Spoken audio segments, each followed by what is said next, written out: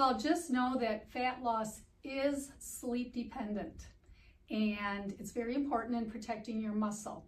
So where this information comes from, a study was published in the Annals of Internal Medicine that showed that those who got 8.5 hours of sleep per night versus those who got 5.5 lost 55% more body fat. That's huge. There's no injection, there's no pill, there's no nothing that can give you those kind of results. Those who are sleep deprived burn muscle for fuel at a faster rate. And remember, we need our muscle because that's what takes up circulating glucose so it doesn't end up in our fat cells. First of all, I think the easiest way to think about it is, first of all, you have to determine how many hours of sleep am I going to shoot for. Let's just use 8 hours as an example.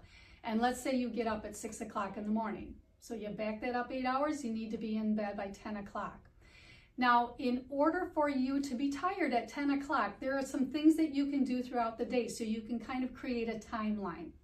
So one of the first things you want to do is somewhere between 6 and 8:30 in the morning, you want to get outdoors and get some natural light. If the sun is shining, 5-10 minutes.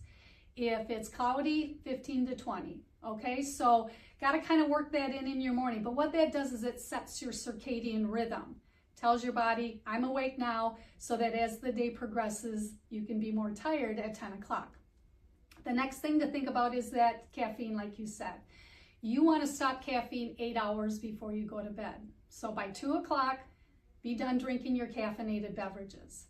The next thing to think about is if you are working out after work and you're doing intense exercise, ideally you want to be done with that 4 hours before bedtime. So that would be 6 o'clock, okay?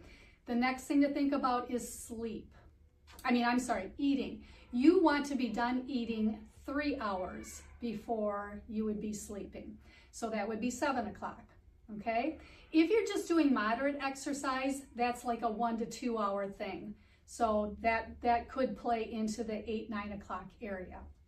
The last thing to think about is getting away from blue light 1 hour before bedtime. So where does blue light come from? TVs, phones, computers, iPads, those sorts of things. Now there are some people who absolutely cannot get away from that for whatever reason. The recommendation is that you buy blue light blocking glasses. You can buy the kind of, you wear over glasses, or if you're not wearing glasses, just regular ones. Because blue light suppresses melatonin. Melatonin is what your body secretes to tell you that it's going to be time to go to bed. So you need to block that. If you're the type of person that can get away from all of those electronics an hour before bedtime, that's a great time to just get ready for bed.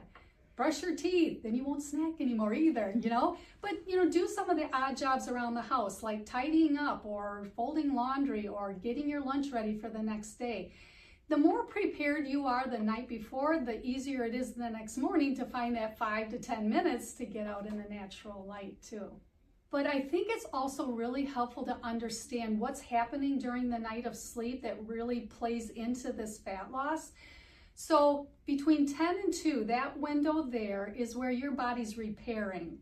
Your bones, your muscles, your tissues, all of that repair work is going on. And remember, you need that repair, especially with your muscles, so that you have a place for that glucose to go, right? And then the second half of the night is when we have our REM sleep. That's done in cycles. You do like 4 to 6 cycles of that, but that's where you're really burning calories. That's your brain working overtime, okay? So you're really burning a lot of calories. So the combination of those two is why sleep is so powerful for weight loss.